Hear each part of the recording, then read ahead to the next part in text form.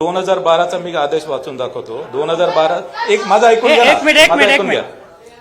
राज्य निवडणूक आयोगाने वितरित केलेल्या आचारसंहितेबाबतच्या पुस्तिकेमध्ये असलेल्या प्रश्नावलीतील प्रश्न क्रमांक 13 वर जाहीर प्रचाराचा कालावधी संपल्यानंतर इलेक्ट्रॉनिक मीडियाद्वारे प्रचारावर बंदी राहील आणि एसएमएसचा देखील समावेश राहील असे नमूद आहे.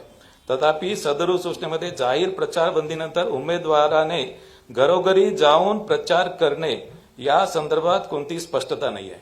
जाहीर प्रचार कालावधी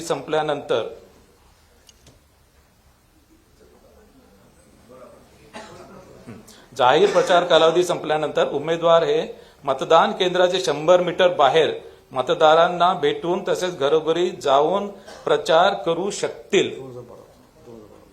करू शकतील, परंतु माईकचा वापर करता येणार नाही आणि उमेदवारांना समूहाने फिरता येणार नाही.